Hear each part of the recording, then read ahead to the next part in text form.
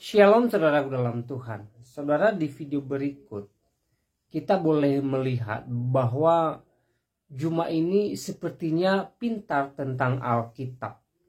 Namun saudara dalam Tuhan, ketika dia berdebat dengan Elia Miron, terlihatlah bahwa ternyata pemahamannya tidak sebanding dengan Elia Miron. Dan semua pernyataan Juma tentang Alkitab yang dia jabarkan dijawab tuntas oleh Elia Miron dengan sangat gampang. Nah, saudaraku dalam Tuhan, sebelum kita lanjut, mari kita terlebih dahulu melihat videonya dan pastikan tekan tombol like, tekan tombol subscribe dan share video ini supaya menjadi berkat bagi banyak orang. Nah, kita akan lihat penjelasan dari Elia Miron dan membuat Bang Suma ini tidak berdaya. Kita saksikan bersama-sama. Ketuhanan, monotheism, itu tidak akan pernah kemudian berubah menjadi tiga atau berapapun. Yang namanya monotheism itu segala aspek yang ada pada dirinya itu harus merujuk kepada hakikat yang satu itu. Memang dikenal dalam tradisi Yahudi sama seperti di Islam. Beberapa kemudian kajian di Islam, misalnya dalam surat Taha, Allah menerangkan bagaimana dirinya, Allahu la ilaha illahu, lahu al-asma'ul husna dan seterusnya. Bagaimana kemudian Allah menyatakan diri, Tuhan yang satu ini menyatakan diri dengan berbagai macam-macam sifat yang ada pada dirinya. Dan kita kenal di dalam bahasa Ibrani juga ada Eloah, kemudian ada Elohim, ada Elohai, kemudian ada lagi yang disebut Sadai, sifat dan seterusnya. Bukan berarti nama-nama ini merujuk kepada berbagai pribadi, membagi diri dan seterusnya. Karena pencipta langit dan bumi namanya monotheism, berarti dia menganut ajaran satu tauhid. Seperti misalnya ketika kita berbicara mengenai Yod-Heh-Vav-Heh, seperti di dalam kitabnya saudara-saudara kita Yahudi, bagaimana mereka memperkenalkan Ehye atau Yod-Heh-Vav-Heh atau Hasem yang mereka kenal kemudian. Itu tidak merujuk kepada hakikat yang dua atau tiga, tapi merujuk pada satu hakikat saja. Ini yang perlu dipahami. Sehingga ketika kita berbicara mengenai ajaran Abraham memperkenalkan Tuhan. Hanya satu Tuhan, hanya satu pribadi, satu hakikat. Bukan menjadi berbagi-bagi nantinya. Dan itu dianut sampai hari ini oleh orang-orang Yahudi. Ketika mereka mengatakan Vayomer Elohim El Moshe, Ehye Eser Ehye, itu tidak merujuk kepada nanti berbagi-bagi pribadi. Ada yang menjadi anak, ada yang menjadi Roh Kudus. Itu tak ada di dalam ajaran monotheism. Itu ajaran yang muncul belakangan. Kenapa demikian? Karena di dalam kitabnya orang Yahudi itu yang menjadi tonggak akidah mereka utamanya di dalam 2 Samuel 7:22 misalnya. Tuhan itu maha tinggi sehingga dia tidak rendah. Karena kapan dia turun rendah maka dia akan serupa dengan makhluk. Karena dia serupa dengan makhluk, maka dia akan dipersamakan dengan makhluk. Dengan demikian maka tauhid itu gugur, satu Tuhan itu gugur karena dia serupa kemudian dengan makhluknya. Apabila Tuhan itu sudah serupa dengan makhluk, maka dia tidak layak disebut Tuhan. Dia layaknya disebut dewa-dewa gitu. Nah, makanya saya mengatakan ketika berbicara mengenai Tuhan, Tuhannya Abraham memperkenalkan kemudian pencipta langit dan bumi, itu cuma satu. Orang Yahudi mengenalnya dengan Hasem, dengan konsep Yahweh. Dikatakan di Alkitab mereka bahwasanya perkenalan ini kemudian muncul kepada Abraham, muncul kepada pengikutnya Ehye Aser Ehye, bukan merujuk kepada pribadi yang berbagi. Bukan artinya nanti akan terpecah-pecah. Begitu zamannya berubah, maka Tuhan memperkenalkan diri dalam bentuk ini, dalam bentuk itu tidak diajarkan. Dan itu sifatnya masih ada sampai hari ini. Nah, kembali ketika berbicara mengenai Al-Quran, Allah Subhanahu wa ta'ala begitu banyak dalilnya di dalam Al-Quran yang menerangkan bagaimana kemudian Nabi Ibrahim dan keturunannya itu beriman kepada satu hakikat ini.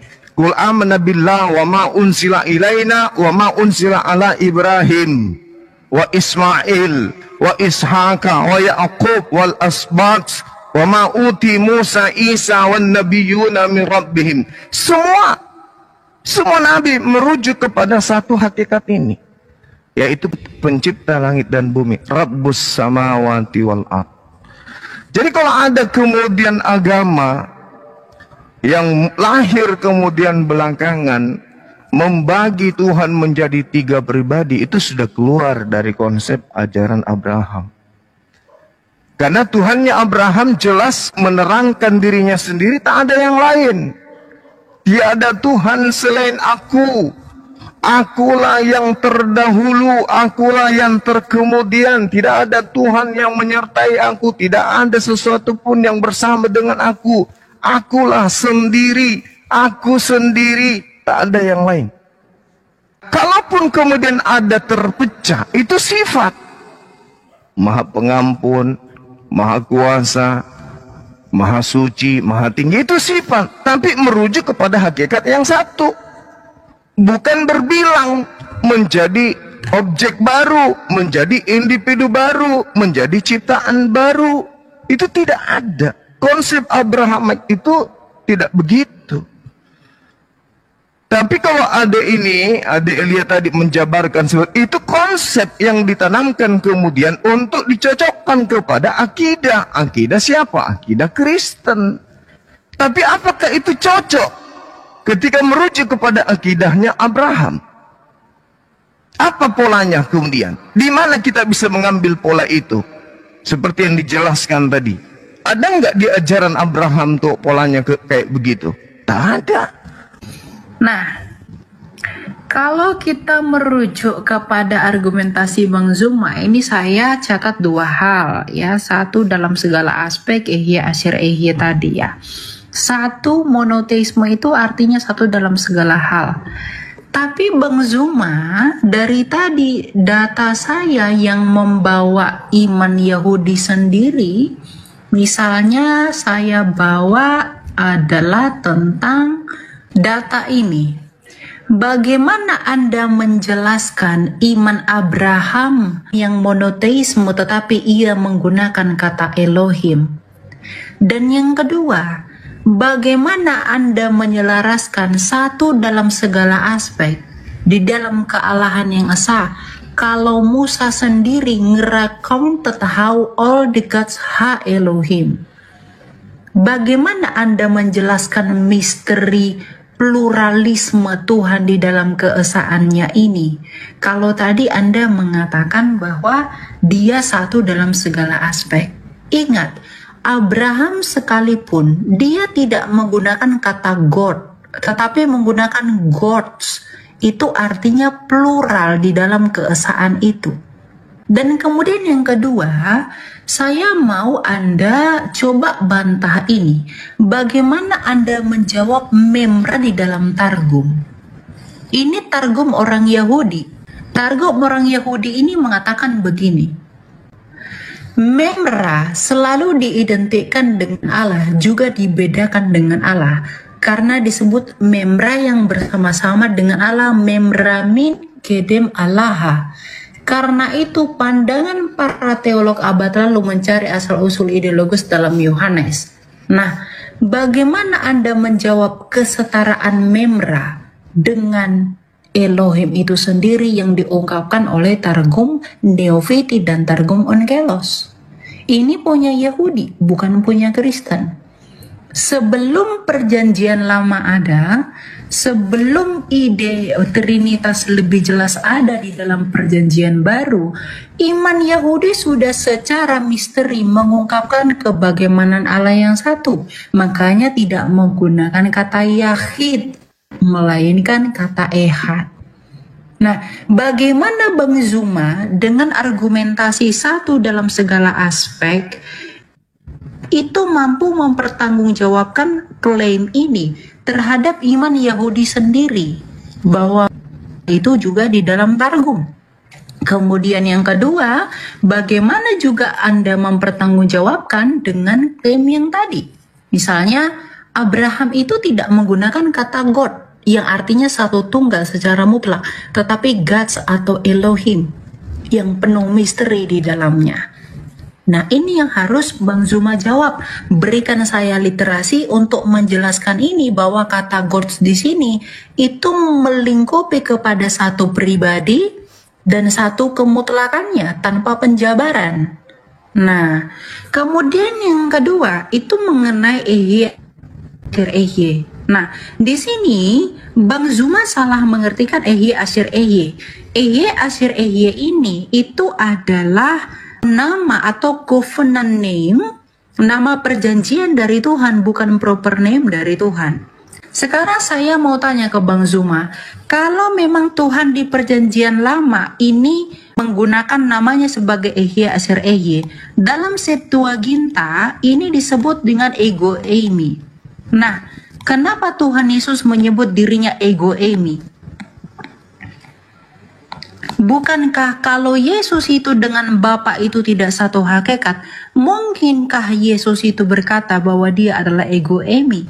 Lagi pula yang paling jelas, ketika Tuhan Yesus mengatakan Ego Eimi, orang Yahudi ingin menyalibkan Yesus dan ingin membunuh Yesus karena dengan berkata Ego Eimi, Yesus menyetarakan diri dengan Allah. Nah, jadi bagaimana Bang Zuma bisa menjawab dan membantah argumentasi iman Yahudi itu sendiri dengan klaim tadi satu dalam segala aspek?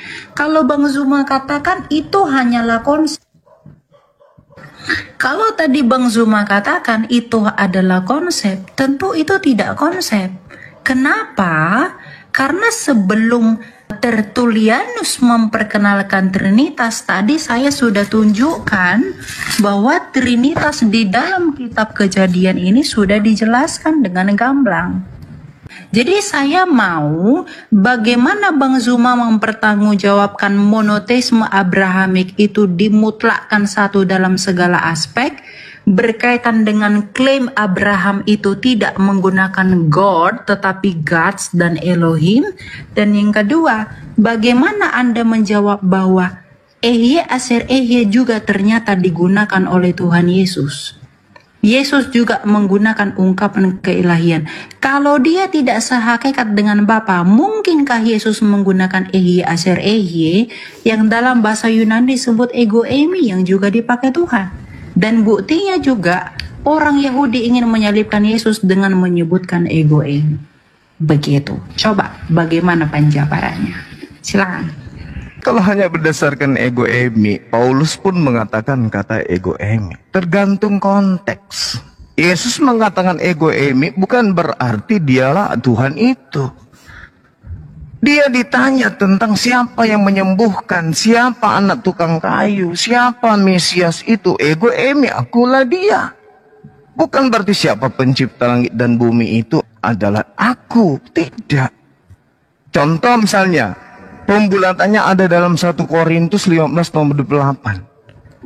Yang saya katakan tadi, Ehye Asyir Ehye. Yesus sebagai apa di sana? Yesus menaklukkan dirinya supaya apa? Mukjizat-mukjizatnya, kekuatan-kekuatannya, semua aspek yang ada pada dirinya kembali kepada Elohim. Tak ada yang lain. Sama seperti ketika di dalam Al-Quran diterangkan dengan sangat jelas bagaimana Allah Subhanahu wa ta'ala, wa ma arsalna min qablika mir rasulin illa nuhi ilahi annahu la ilaha illa ana fa'buduni. Bukan berarti kami merujuk kepada jamak dalam arti kata Tuhan itu banyak.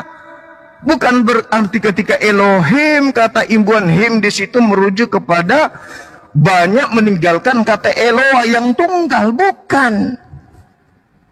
Sehingga tidak ada di dalam narasi agama Yahudi perintahnya kemudian sembahlah kami, selalu merujuk sembahlah dia, sembahlah dia, sembahlah dia, atau sembahlah aku. Tidak ada dikatakan sembahlah kami.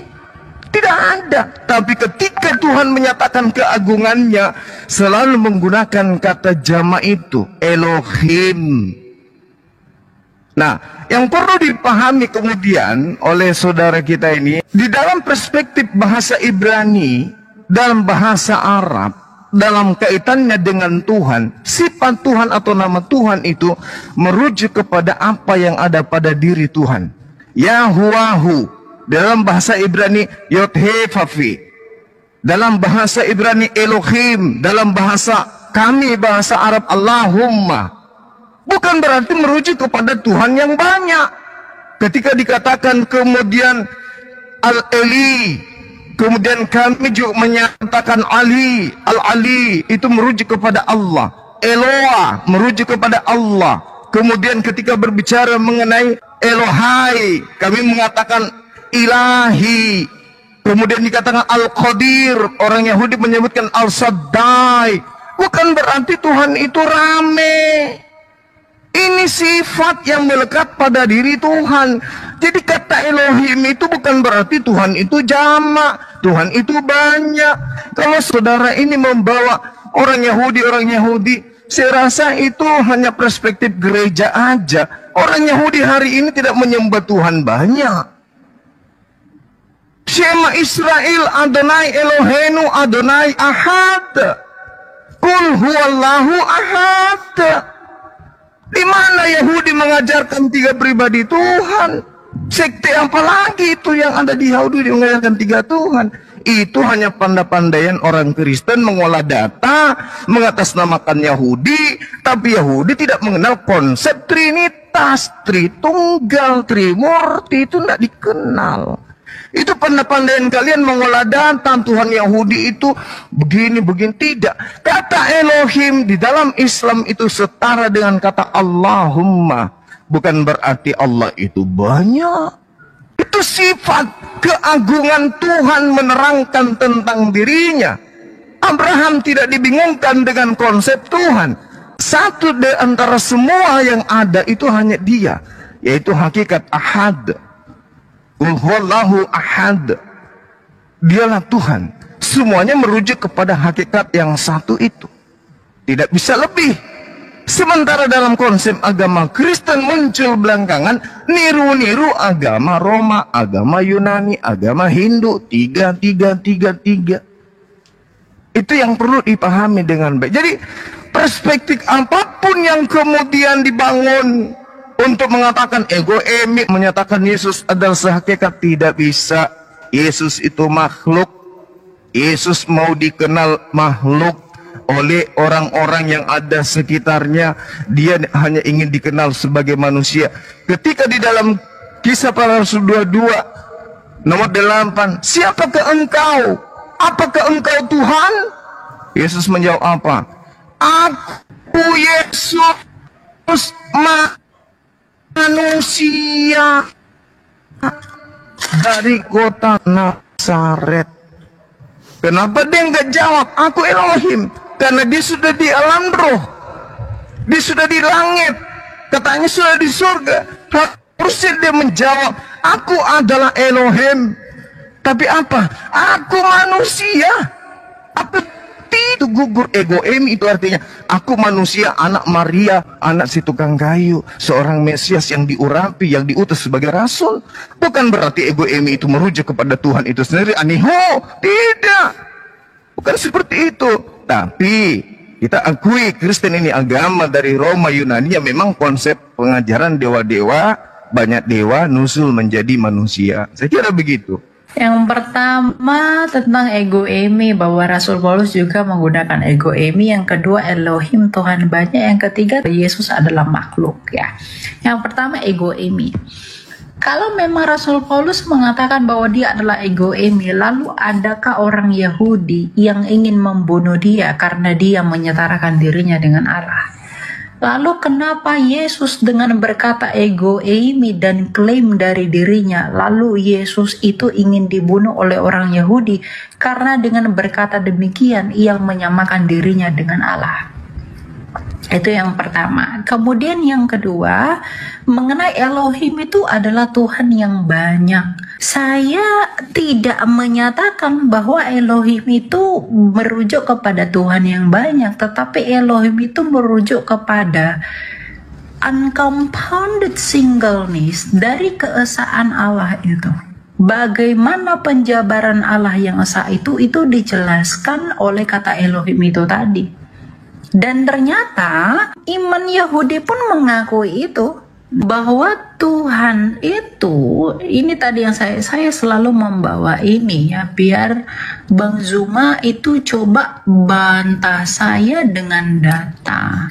Coba ini Bang Zuma diperhatikan. Demala Yahweh di dalam Keluaran 3 ayat 2 ya, Exodus said he was the El Shaddai. El Shaddai ini bukan nama orang sembarangan, karena El ini Elohim who appeared to the Patria dalam Kejadian 17 ayat 1. Nah, lalu kenapa Malak Yahweh ini juga disebut sebagai Yahweh kalau memang Allah itu hanya satu mutlak secara tunggal dalam pribadinya? Bagaimana Bang Zuma menjawab ini? Kemudian yang kedua, yang mau saya concern itu adalah tadi Bang Zuma sama sekali tidak menjawab atau membantah mengenai memra yang di dalam Targum. Bang Zuma kalau katakan ini buatan orang Kristen, mohon maaf, Anda boleh cek Targum Neofiti dan juga Targum Onkelos. Kenapa memra dan juga Elohim itu setara dalam hal ini? Kalau memang memra dan Elohim itu tidak setara, lalu kenapa di dalam Targum itu dikatakan setara? Dapat dibedakan, tetapi satu dalam hakikat dan itu setara. Memra ini adalah bahasa Aram dari firman, dan ternyata iman Yahudi ini digenapi di dalam iman kekristenan dengan sempurna. Pada mulanya adalah firman, firman itu bersama-sama dengan Allah dan firman itu adalah Allah. Firman itu hakikatnya adalah Allah. Maka iman kekristenan ini yang muncul belakangan dari iman Yahudi itu menggenapi tulisan-tulisan yang ada di dalam misteri iman Yahudi. Artinya iman kekristenan itu menjadi solusi atas misteri kebagaimanaan Allah yang masih terbayang-bayang di dalam perjanjian lama. Makanya kalau tadi Bang Zuma katakan Yesus itu adalah makhluk, Yesus itu adalah firman Allah yang menjadi manusia, Yohanes 1 ayat 14. Nah, kalau firman itu bersama-sama dengan Allah dan firman itu adalah Allah, artinya kami itu memonoteisme Allah. Coba kalau Bang Zuma saya tanyakan, kalau misalnya firman Allah itu bukan Allah, apakah firman Allah itu kekal? Kalau firman Allah itu kekal, berarti kalau firman Allah itu bukan Allah, berarti ada berapa yang kekal? Ada 2 yang kekal. Berarti sebenarnya bukan monoteisme. Kalau firman Allah bukan Allah, tapi iman kekristenan dengan sempurna, firman Allah adalah Allah. Artinya kami memonoteismekan Allah. Kalau di dalam iman Bang Zuma, firman Allah bukanlah Allah, dan firman Allah itu kekal dan Allah itu kekal, ada berapa Allah? Berarti ada lebih dari satu Allah. Jadi coba bagaimana Anda menjawab pertanyaan saya tadi, dan juga bagaimana konteks ketika Kristus itu mengakui dirinya sebagai ego eimi lalu orang membunuh dia. Rasul Paulus bukan orang yang mau dibunuh. Rasul Paulus dulunya adalah pembunuh. Makanya iman kami Trinitas itu sama sekali tidak berbicara tentang jumlah-jumlah Tuhan. Itu dibuktikan dari apa? Ini tulisan dari Yohanes dari Damaskus di abad ke-7 yang menentang Saracen. Ini dikatakan the Trinitarian belief of John of Damascus. Yohanes dari Damaskus, faith is the true part of his life work of his founder Naulesus, which has written around 743 after day. Nah, jadi bagaimana Bang Zuma bisa menjawab ini?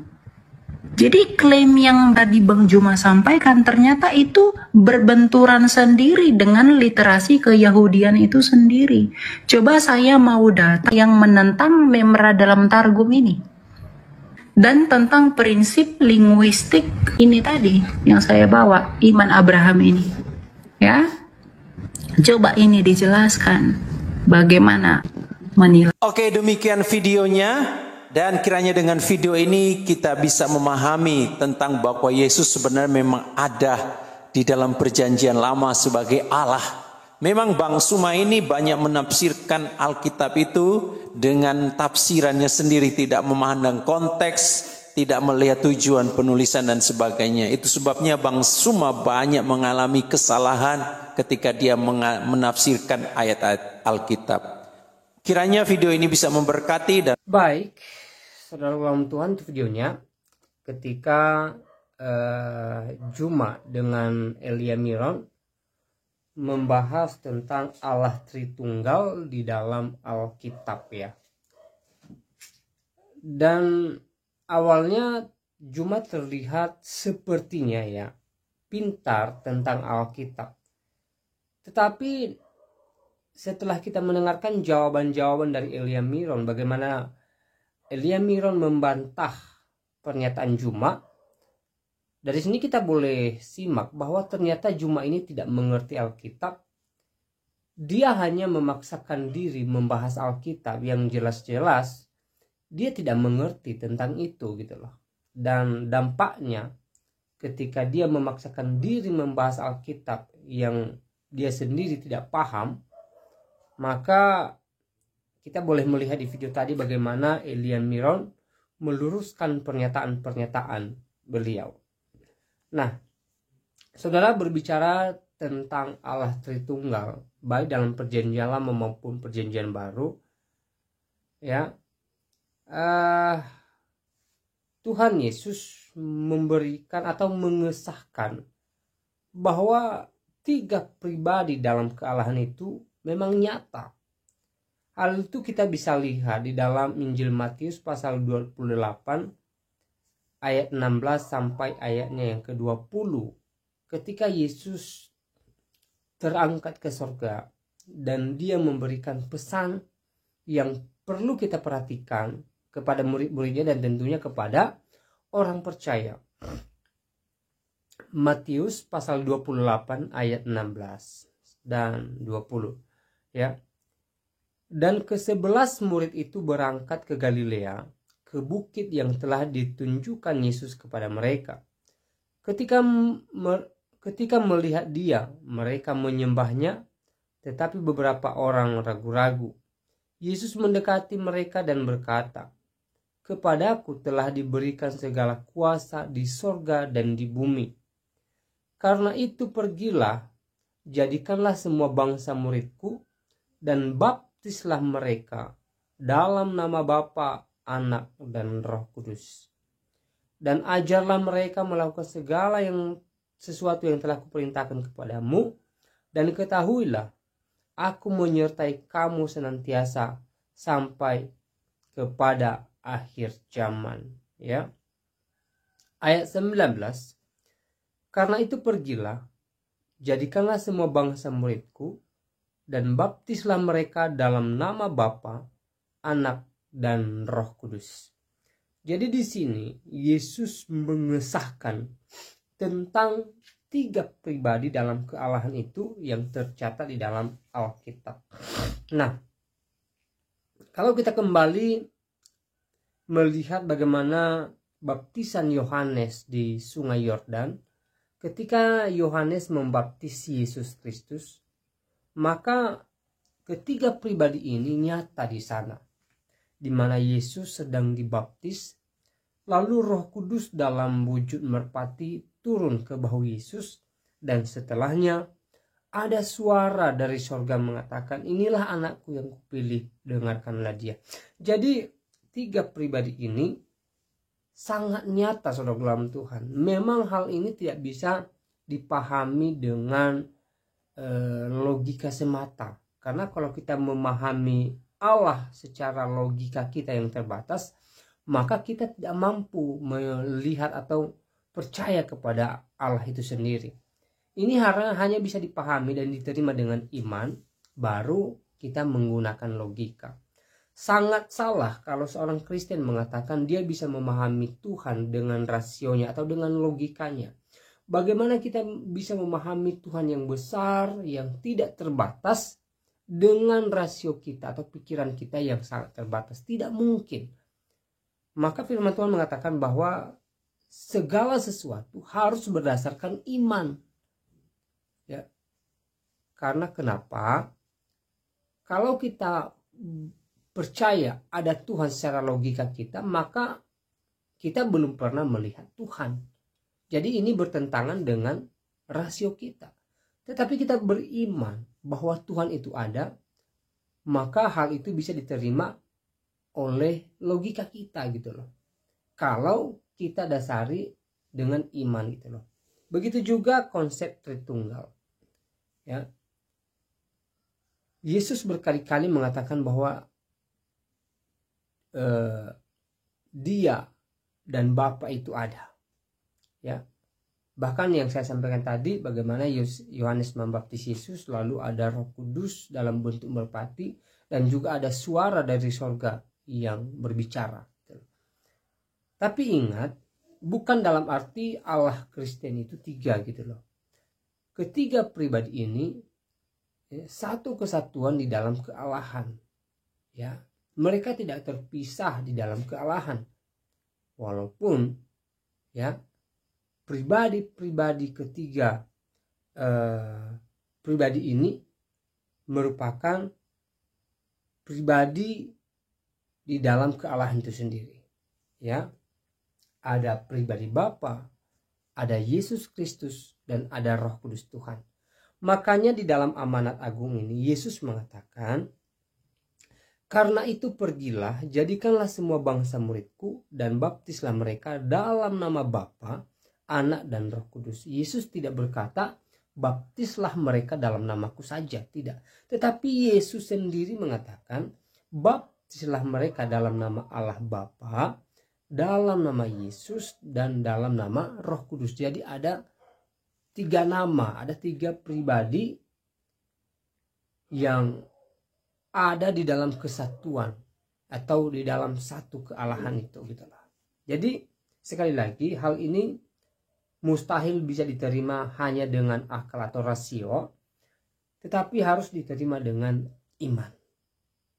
Ya, iman baru akal, jangan akal baru iman, itu tidak nyambung. Saya kasih contoh sekali lagi. Kalau kita mau percaya Tuhan itu ada dengan rasio kita atau dengan akal kita, sementara mata kita tidak pernah melihat Allah, kita tidak pernah melihat Allah secara kasat mata, kita tidak pernah mendengarkan suaranya secara langsung gitu loh. Jadi bagaimana pikiran kita bisa menerima adanya Allah gitu loh. Tetapi kalau kita mendasarkan